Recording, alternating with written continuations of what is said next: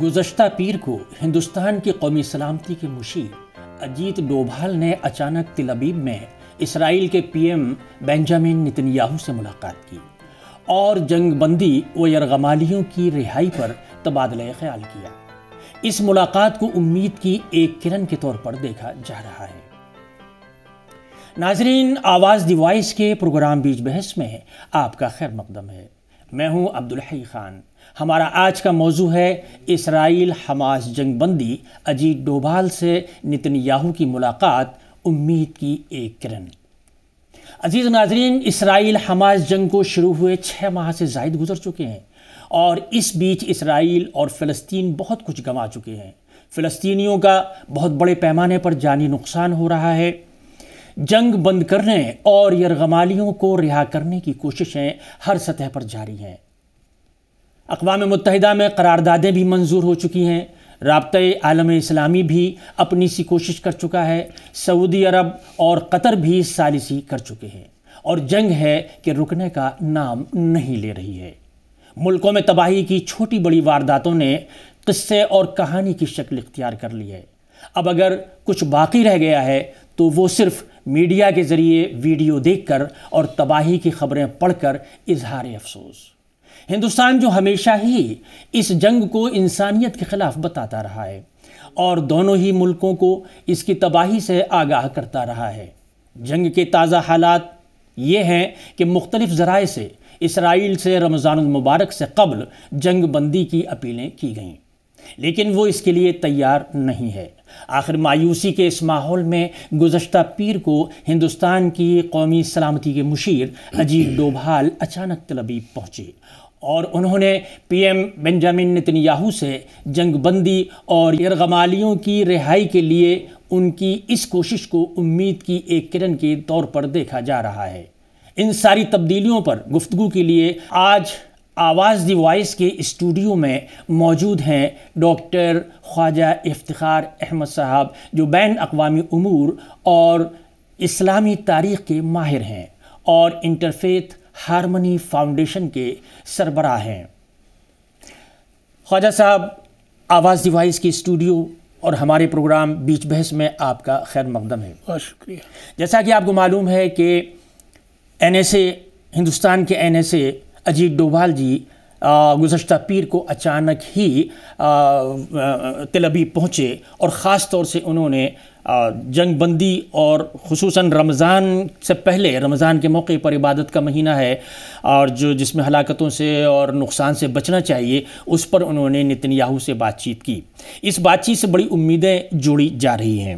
خاص طور سے یہ جو ایک تو ہندوستان کے تعلقات دو طرفہ، دوسرے نتنیاہو سے ڈوبھال جی کے ذاتی تعلقات بھی ہیں گزشتہ 30-35 سال سے۔ آپ کیا سمجھتے ہیں ان کے دورے سے کہ نتائج کیا نکل سکتے ہیں؟ عبدالحی صاحب، پہلی بات تو یہ ہے کہ یہ جو اس وقت فلسطین اور اسرائیل میں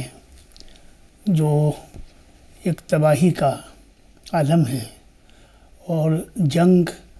تمام کوششوں کے باوجود رکنے کا نام نہیں لے رہی ہے۔ دنیا کی بڑی طاقتیں، بڑی قوتیں، علاقائی اہم ترین ممالک مصر، جارڈن، سعودی عرب، قطر، اس کے علاوہ اسلامی سربراہ کانفرنس، رابطہ عالم اسلامی، اقوام متحدہ، یعنی کہنے کا مقصد یہ ہے کہ کوئی سطح ایسی نہیں ہے جس پر وہاں صورتحال کو تبدیل کرنے کے لیے، سیز فائر کو جلد سے جلد لانے کے لیے اور اس تباہی کے لامتناہی عمل کو روکنے کے لیے، جس میں انسانیت سوزی اپنی انتہا پر ہے، تمام کوششیں جیسے آپ نے اپنے تعارفی کلمات میں فرمایا کہ برابر نہیں ہو پا رہی ہیں۔ یہ پہلو یقیناً افسوسناک ہے، تکلیف دہ ہے، لیکن ہندوستان ہمارا وطن عزیز، اس کا ایک پس منظر ہے۔ عربوں کے ساتھ ہمارے آج کے روابط نہیں ہیں۔ ہمارے روابط پری اسلامک بھی ہیں اور پوسٹ اسلامک بھی ہیں، تجارتی بھی ہیں، ثقافتی بھی ہیں، سیاسی بھی ہیں، سفارتی بھی ہیں اور آپ کے علم میں ہے کہ آج بہت بڑا ہندوستانی طبقہ وہاں پر مختلف حوالے سے وہاں موجود ہے اور روزگار کے مواقع طرح طرح کے صنعت میں، تجارت میں، تعلیم میں، صحت میں کام کر رہے ہیں۔ اسرائیل کے ساتھ اسرائیل 1948 میں قائم ہوا۔ اسرائیل کے ساتھ تعلقات کا جو سرا ہے وہ گاندھی جی سے جڑتا ہے۔ مہاتما گاندھی بابائے قوم فلسطین اور اسرائیل کے حوالے سے ایک بڑا واضح ہندوستانی موقف رکھتے تھے، اور عبدالحی صاحب مجھے یہ بتانے میں ناظرین کو خوشی ہی محسوس ہوتی ہے، بلکہ مجھے کہنا چاہیے اطمینان محسوس ہوتا ہے کہ ہماری فلسطین کے حوالے سے اور اسرائیل کے حوالے سے جو پالیسی رہی ہے حکومت کی، اس میں ایک توازن رکھنے کی ہر دور میں حد الامکان کوشش کی گئی ہے، اور وہ کوشش پردھان منتری مودی جی کے زمانے میں بھی بدستور اور مزید توانائی کے ساتھ قائم ہے۔ آپ کو یاد ہوگا کہ پرائم منسٹر مودی کے اقتدار میں آنے کے بعد ہماری ایک دفعہ میں نے آپ کے پروگرام میں بھی یہ بات کہی تھی کہ ایک بڑی بنیادی تبدیلی جو ہماری پالیسی میں آئی وہ یہ کہ ہم نے اپنی سفارتکاری کو اور تعلقات کے معاملات کو عربوں کو اور اسرائیل کو دو حصوں میں تقسیم کر دیا، تاکہ ہم دونوں پر جو ضروری فوکس ہے اور جو ضروری ہماری ترجیحات ہیں ان پر ہم برابر سے کام کر سکیں۔ جی، اب اس صورتحال میں آپ کے علم میں ہے اور ناظرین کے علم میں بھی ہے کہ ہمارے نیشنل سیکیورٹی ایڈوائزر، قومی سلامتی مشیر جناب اجیت ڈوبھال صاحب، ان کی جو زندگی ہے اور ان کا جو تجربہ ہے اور ان کے جو ذاتی تعلقات کی وسعت ہے، اس کا جو پھیلاؤ ہے، وہ ملک گیر نہیں، عالمگیر ہے۔ جی، یہ بات ذرا ہمارے ناظرین اس کو ذہن میں رکھ کر چلیں۔ اور وزیر اعظم مودی کا ان کا یہ انتخاب اور 10 سال سے متواتر ان کا اس کام کو بنا چھڑے ہوئے جاری رہنے دینا اور اس تواتر سے اس کو قائم رکھنا، یہ بھی اپنے آپ میں ایک بہت بڑا میسیج ہے ان کی صلاحیتوں کے حوالے سے اور ان پر اعتماد کے حوالے سے۔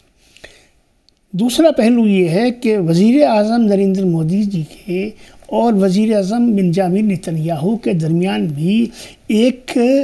اپنی لیول کی کیمسٹری جس کو کہتے ہیں، ایک کیمسٹری موجود ہے، اور وہ کیمسٹری جو ہے وہ خطے کے حالات میں بڑا بنیادی کردار رکھتی ہے، اس لیے کہ جو اعتماد اسرائیل کی قیادت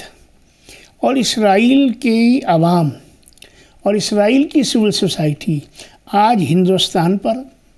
اور پرائم منسٹر مودی پر رکھتی ہے، جس کی عکاسی اور جس کی نمائندگی اور ترجمانی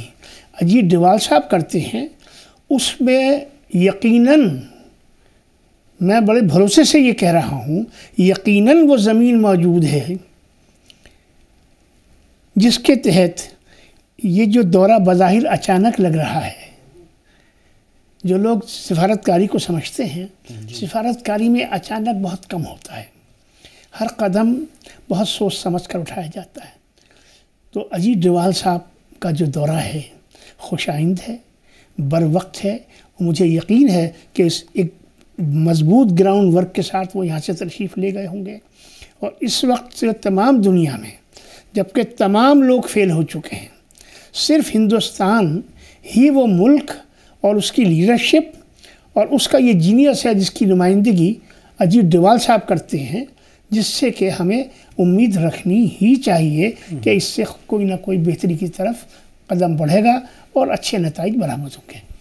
خواجہ صاحب، ایک خاص بات کی طرف میں آپ کی توجہ دلانا چاہتا ہوں، جیسے کہ آپ نے اجیت ڈوبھال ہمارے یعنی سے ان کو کہا کہ ان کی حیثیت نہ صرف ہندوستان بلکہ ساری دنیا میں ہے۔ میں اس سلسلے میں آپ کو ایک مثال پیش کروں۔ گزشتہ دنوں امریکہ کے سفیر نے یہاں ایک تقریب میں کہا تھا کہ اجیت ڈوبھال صاحب اس میں تھے اور وہ انہی سلسلے میں سلامتی کے معاملات پر تھی وہ تقریب۔ تو امریکہ کے سفیر نے کہا تھا کہ اجیت ڈوبھال جی وہ ورثہ ہیں ہم سب لوگوں کے لیے، جو صرف ہندوستان ہی نہیں بلکہ ساری دنیا کے لیے وہ ایک ورثے کی حیثیت رکھتے ہیں۔ جی یہ بات وہ انہوں نے کہی تھی۔ اس سلسلے میں آپ سے آگے کا اس سے جو سوال جڑتا ہے وہ یہ ہے، آپ نے یک طرفہ طور پر ابھی کہا، لیکن اجیت ڈوبھال جی تل ابیب گئے، بنجامن سے بات چیت کی اور ملاقات کی، کیا ایسے حالات میں جہاں ان کی اتنی اہمیت ہے بنجامن نتن-یاہو کو کس طرح کے رد عمل کا اظہار کرنا چاہیے دنیا کو اس کو واضح کرنے کے لیے؟ دیکھیے عبداللہ صاحب، ایک تو جو ابھی آپ نے ایک امریکی سفیر کا ایک حوالہ دیا، جی ایک حوالہ ریکارڈ پہ میں بھی لاتا ہوں یہاں۔ 2016 میں جب پہلا وفد ایک مسلم ڈیلیگیشن پرائم منسٹر مودی سے ملا تھا، اس وفد میں میری بھی ایک بنیادی حیثیت اور کردار تھا، اور وزیر اعظم کے مصافحے کے بعد اجیت ڈوبھال صاحب نے بھی تمام ڈیلیگیٹ سے ذاتی طور پر اٹھ کر ان کی کرسیوں پر جا کر سب سے مصافحہ کیا تھا۔ میں کیونکہ ان جو نظام تھا اس میں تیسرے نمبر پر بیٹھا تھا، تو میں نے اجیت ڈوبھال صاحب کے ہاتھ کو گرمجوشی سے پکڑا اور ان سے یہ کہا کہ ٹوڈے ڈوبھال صاحب you represent the genius of India and we trust your genius. شاید ان کو اگر وہ یہ پروگرام دیکھے تو ان کو میری بات یاد آ جائے، میں وہیں کھڑا ہوں آج بھی۔ آپ نے جو سوال کیا ہے کہ نتن-یاہو صاحب سے ان کی ملاقات، اور اس ملاقات میں امریکی سفیر کا یہ حوالہ اور ان کا زمین پر پکڑ، جی نہ صرف زمین پر پکڑ بلکہ زمین پر کون، کہاں، کس کیفیت میں، کس حد تک، کہاں تک قابل بھروسہ ہے، جی قابل استعمال ہے، اسی کے ساتھ ساتھ ڈائیلاگ کے پروسیس میں کس کو ساتھ لے کر آگے بڑھا جا سکتا ہے، وہ ہر باریکی سے جس حد تک واقف ہیں، میرے لیے تو شاید اس کا احاطہ کرنا بھی ممکن نہیں ہے۔ آپ یہ مان کر چلیے کہ آپ جس طرف میری توجہ دلا رہے ہیں اس میں مجھے یہ لگتا ہے کہ اجیت ڈوبھال صاحب نے بنجامن نتن-یاہو صاحب سے ملاقات کرنے سے قبل فلسطین کے وزیر اعظم محمود عباس، سعودی عرب کے وزیر اعظم کراؤن پرنس اور عملاً حکمران وقت پرنس محمد بن سلمان، قطر کی قیادت اور مصر کے صدر السیسی، میں سمجھتا ہوں کہ ان تمام لوگوں کو ہی نہیں بلکہ امریکن ایڈمنسٹریشن کو، یورپین یونین کو اور امپورٹنٹ ورلڈ پلیئرز کو انکلوڈنگ چائنا اور رشیا کو، جہاں وہ وہاں بھی گڈ ول رکھتے ہیں، کہیں نہ کہیں ان سب کی تائید اور حمایت حاصل ہے کہ بھائی بس ہم تو اب تھک چکے، ہم اپنی کوششیں تمام کر چکے، اب آپ ہی سے امید ہے، اور آپ سے امید اس لیے ہے کہ بھروسہ آپ پر بھی ہے، اور جن سے آپ بات کرنے جا رہے ہیں فریقین، ان کو بھی جتنا آپ پر بھروسہ ہے اتنا کسی اور پر بھروسہ نہیں ہے۔ جی جی دوسرے ایک اور سب سے اہم بات ہے کہ جیسے کہ آپ نے شروع میں کہا کہ دونوں ملکوں سے متعلق ہندوستان کی پالیسی اپنی اپنی حدود میں رہی ہے، اسرائیل رہا ہو یا فلسطین رہا ہو، اور ہندوستان نے ہمیشہ مظالم کی یا سختی کی یا کسی معاملے میں تشدد کی ہمیشہ مخالفت کی ہے، اور وہی چیز آج بھی باقی، کیونکہ آج کی دنیا ایسی ہے نا کہ کسی سے بھی بغیر ملے یا باہمی تعلقات کے کام چلتا نہیں ہے۔ صحیح بات۔ جی جیسے کہ آپ نے ابھی شروع میں بہت تفصیل سے کہا، تو اسی میں ایک مرحلہ یہ بھی ہے کہ دہشت گردی میں خاص طور سے ظاہر ہے دنیا متاثر تھی ایک وقت میں، اور اسرائیل اور ہندوستان نے بہت اہم کردار ادا کیا اور ان سے دوستی کی طرف ہاتھ بڑھایا اور انہوں نے کام کیا ہے۔ تو اس سلسلے میں آپ سے یہ معلوم کرنا چاہتا تھا کہ ہندوستان کا تعاون کہاں تک ہے اسرائیل کے ساتھ اور عربوں کے ساتھ، تاکہ دونوں کو بیلنس کر کے آج کے وقت میں اس سمت میں کام کیا جائے فلسطین۔ اچھا سوال ہے آپ کا۔ جی دیکھیے، عربوں سے تو ہمارے ہزاروں سال پرانے روایتی، تجارتی، ثقافتی اور سیاسی رشتے ہیں۔ عرب دنیا میں تقریباً 1 کروڑ ہندوستانی، آج میں نے پیچھے بھی ذکر کیا، ملازمت یا روزگار کر رہا ہے، جو ہمارا سفیر ہے۔ اور آپ کو اور ناظرین کو جان کر یہ خوشی ہوگی کہ جو گڈ ول پورے ایشیا سے جانے والے اور وہاں بسنے والے لوگ ہیں، ان میں جو گڈ ول انڈین سٹیزن کو، ہندوستانی شہری کو جو گڈ ول اور جو عزت اور احترام اور قدر حاصل ہے، وہ عبدالحی صاحب اس کا کوئی مقابلہ نہیں ہے۔ ایک بات تو یہ ہے۔ دوسری بات یہ ہے کہ ہندوستان کے عربوں کے ساتھ ٹریڈ ٹائز ہیں، فرینڈلی ٹائز ہیں، کلچرل ٹائز ہیں،